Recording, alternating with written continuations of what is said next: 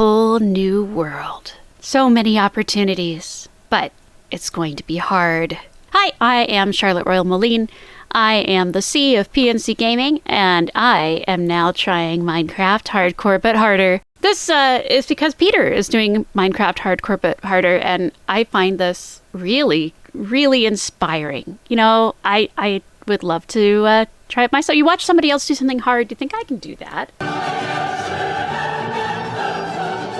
So I am going to try. And, you know, if I happen to reach some of the goals before he does, it's not a competition. But if I did, that'd be really cool. But no, in all seriousness, it's not a competition. It is inspiration. Peter, you've inspired me to try out your challenge myself. I'm going to try it. I'm going to see what happens. And yeah, I'm going to have all of you people along for the ride. So that being said, I probably should get started. Oh my goodness, there's a forest fire. See that forest fire over there? Oh no, that's my face. There. Here's my face with a forest fire. This is fine. Anyway, if you didn't remember, here are the rules. You can look at them while I run into the forest and get some things that I need. Oh goodness. I'm not sure what this biome is called. Oh, a desert temple! I've got a desert temple right there. Wait. Hardcore but harder. So I'm trying to live. And it's harder to live. I might want to avoid the desert temple. My first goal with Hardcore But Harder is to get one of every kind of tree sapling. In the meantime, I have to stay alive because, you know, I don't get extra lives. The whole thing with hardcore is you die, you're dead. Oh man, this is awesome. Look, I think that's mangrove and that's acacia and this is oak. I've got 3 different kinds of trees right here. That's 3 different tree saplings just starting off. But anyway, this is also going to be tricky because food is going to be hard to come by. Good, I've got an oak sapling. In this game, I'm going to have to be vegetarian and gluten-free. So that means the usual sources of food, like fish, are off limits. And sheepage and all that, that's not food. Those are friends. I also have to remember I don't have feather falling on my boots, so jumping off ledges like that can be dangerous. Now, Peter accidentally cheated and ate zombie flesh. What a way to cheat. If you're going to cheat on your diet, at least do it with something that's worth the calories, right? Zombie flesh, not so much. But, you know, he was pretty desperate. And I believe that try didn't last so long for him anyway, so we won't bother calling foul. Unless you want to go over to his video and comment foul, that would work. Looking for an acacia sapling. I don't like leaving floating trees. And I don't like completely clearing out forests. I like to try to replant when I can. There's an acacia, a couple of acacia saplings. This is very good. This is a really good start. And when night falls, I will make the traditional earthen hut in order to stay alive. Oh, and of course I need food. Right. I guess a propel guy counts as a sapling, maybe? You know what? I could totally make a wooden axe, and that would make my life easier. That's not how you make a crafting table. Sorry, y'all. I just got off work. My brain is still half filled with waffles. For those of you who don't know, I am currently working as a waitress at Waffle House. So I come home, my entire personality is saturated with waffles. And it takes a while to readjust and get back into the real world like Minecraft. So water is good. Normally, ooh, coal.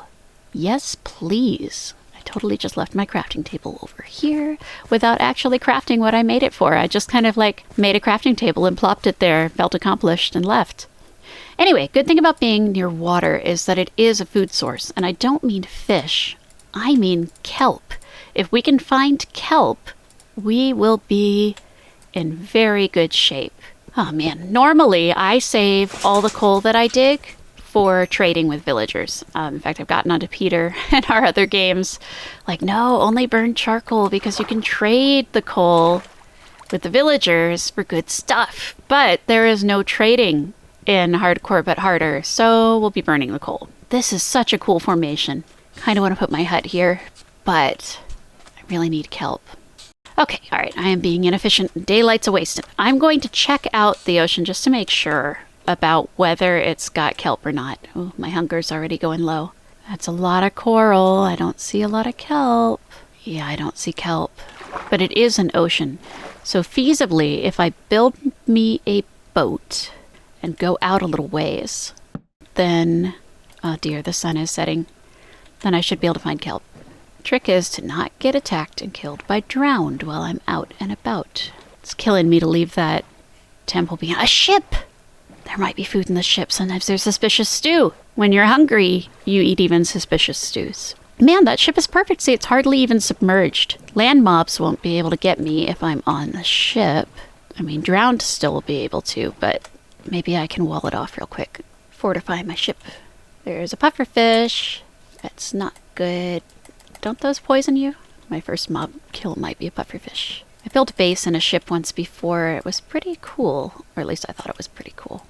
But I also have to remind myself this game is not about coolness. This game, well, it's not about aesthetic coolness. It's about a different coolness. The coolness of surviving and reaching goals before Peter does. Or at all, really.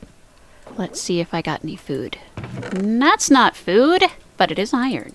The emeralds don't do me much good, but I don't know, I'd make something pretty with them. Lapis doesn't help me much. Oh, I'm drowning. I'm drowning. How did I get in here? I do not want to drown. Okay, that was close. Carrots and suspicious stew. This is okay. We will live. We will live the night, my friends. There's a bunny. Look at the bunny. Bunnies are the best. What do we want to use our iron for? We'll need a pickaxe, of course. A shield. Peter doesn't use shields, but I definitely use shields. And shoes. We'll have some shoes. Haha! Light. No mobs today, thank you. Now, of course, if I'm going to collect all the different kinds of saplings, a permanent home is not necessarily what I'm actually looking for. But I gotta start somewhere. And I need to do things like gear up. I'm going to eat suspicious stew. Wish me luck. Oh, okay. That was good. That was really tasty suspicious stew. Usually I don't mind water ladders, but I also don't want to drown. All right, I have reached sand. In we go. Oh. Okay, this is going to need to change. I am wasting wood. Nope, nope, nope, nope, nope, nope. That's a nope, nope. All right, I gotta remember to breathe. Just like life. This is what I was looking for. Nice little air hole. And now I can begin my descent into the beneath. I did not think about how deep I need to dig for this, because I don't want it to just fill in with sand and then flood me again. So, deeper we go. At least I'm getting some stone. There we go, deep enough. Almost deep enough. Now, I'd like to get myself a clock, because it's going to matter to me whether I'm under here during daylight or not. Normally, it doesn't matter so much, but as you know, with these hardcore but harder rules, I cannot sleep. This means we're at risk from phantoms, and it means that we're limited in when we can do stuff because of mobs. Speaking of mobs, I'm going to want to be very careful about my light levels as I dig, because I don't want mobs spawning unnecessarily. Okay, my pickaxe just broke, so I'm heading back up to see if it's daylight yet. Ouch. Oh yeah, one of my stairs fell in. So I'm going to head back up more carefully. There we go. See if it's daylight yet. With daylight, whew, we can continue our explorations. Now, I still want to find kelp. I probably should have finished emptying the chests on this thing. But I did find carrots. So if we can't find kelp, we have a food source. And carrots grow really fast, so they are an excellent option. Let's look at chests. Oh, a door. Yay. Okay, we got books and buried treasure map. Treasure might not be that far, but it might be something not useful at all, like the heart of the sea. Instead of, you know, something useful like potatoes. We need dirt. Oh, there's dirt beneath us, so I can use that. But okay, I will also admit I'm really curious about this temple. This is probably a bad idea. Oh, there's a village over there. Awesome.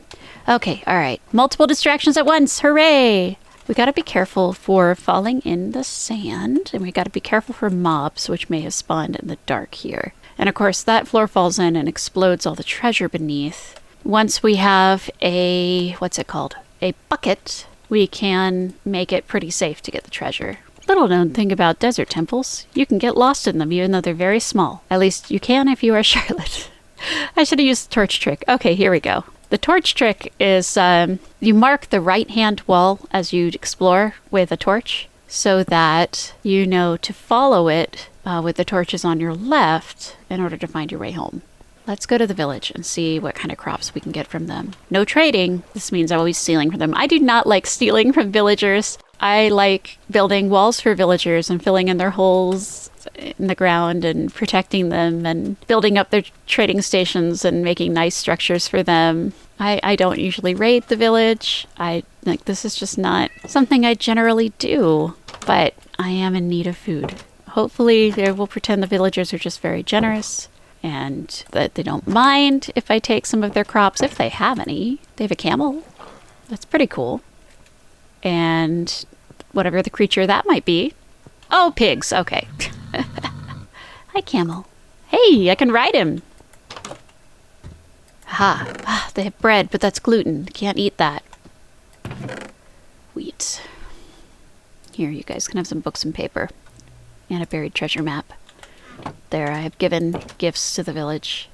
So, typical habit in most games is that you just pick up anything that you find, right? Finders keepers. You pick up anything that you can find. It is now yours. And that's fine. Like, that's typical game philosophy. There was a game, I think it was one of the Breath of Fire games, where you go into a village and you walk into somebody's house and they're like, what are you doing in my house? And if you start rifling through their drawers or taking their things, they call the police on you and you get arrested.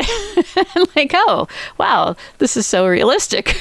Time to get back to our little boat to get back to the big boat. We should be far away enough from the village that we don't cause them any trouble. I am probably going to want to build a covered garden, right? Because of phantoms. So I could start filling in the boat with dirt, and the water underneath would actually water the dirt. Yes, let us do this. I keep thinking, oh, I want to get a bed. No, beds are only for decoration in this game. Well, so far, this Hardcore But Harder has gone remarkably well. There was one game where I found a boat the perfect distance from shore, and it was barely underwater at all. It was mostly above water. It was amazing. I made it into a really cool base and traded a lot with the village nearby. That boat build was one of the builds I'm very proud of. I also invented a pagoda farming system, which I found very effective for using in areas with villagers, because villagers have this nasty little habit of replanting everything that you plant with wheat. Making a pagoda with water ladders allowed me to grow all kinds of different things, and the villagers, for the most part, couldn't touch them. Usually my first starter bases are like really tiny, barely big enough for the crafting table and the furnace and my little spiral staircase down into the mines. Isn't that a beautiful sight? Let's leave these things growing and go get some wood. Eventually, once we're pretty well kitted out, we're going to hit the road and find the unknown trees. Whoa! Sorry for that whiplash. Look at what I found. Kelp. Sweet, sweet kelp. In Peter's game, he found berries, and he was so thrilled. He was like, oh, berries, berries, sweet, sweet berries. And his brother made this hilarious recording of it, but like he really, really slowed it down. Peter sounded so funny. It was like, berries. Oh, berries. Berries. So yeah, sweet berries and good kelp. Now, anyone who knows me in Minecraft knows I get disoriented pretty easily, and I did not take down the coordinates of our boathouse, which may have been a mistake, but I think I know how to get back there. In the meantime, look, there's a nether gate. It looks almost complete. There's one block missing. Those often have treasure chests next to them. I'm gonna take the risk.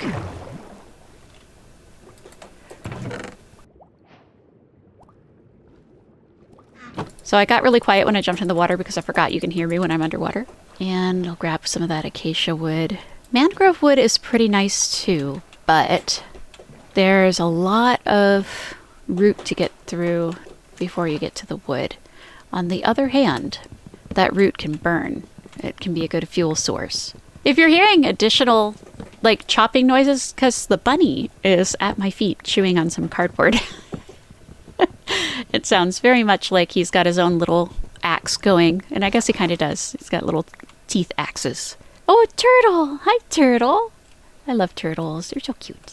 I saw a customer tonight. He had some kind of Minecraft trading cards. They were really cool looking. He said, "Do you know where I got these?" I said, "No." And he looked at me and said very seriously, "Costco." Like, oh, okay. And then it turns out that he actually hadn't gotten them at Costco. He'd gotten them at Dave & Buster's. But, you know.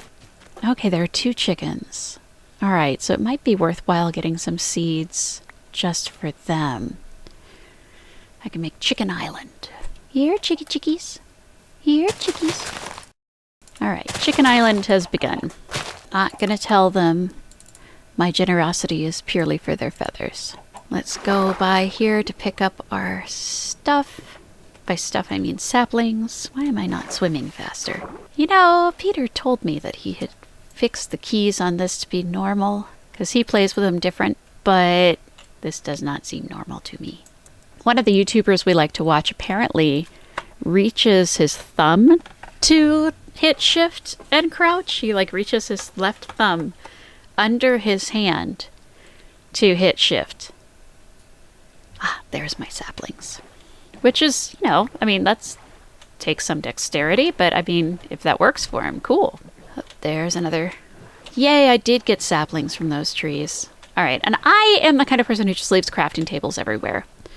I know that doesn't seem like the kind of thing that someone who doesn't like floating trees would do, but I figure if I needed it at some point there in the past, then I'll probably need it there again in the future. And somebody else might need it, and it lets me know that I've been there before. I have the same philosophy with scissors. You know how it's like there are never any scissors around when you need them? I have fixed that problem by putting scissors in every location where I need them. If I ever need scissors somewhere, then I make it a point to get some scissors and leave a pair there where I needed them, so that I will always have scissors when I need them. Anyway, I think this has been a great start to Hardcore But Harder. Really ideal situation. I've got food, I've got trees, I have a really cool base, which I'm going to try not to get distracted by making it even cooler. So yeah, off to a strong start. If you liked this video, then please like the video. And yeah, let me know if you also tend to not have scissors when you are looking for scissors, or if I'm the only one. Thanks, bye!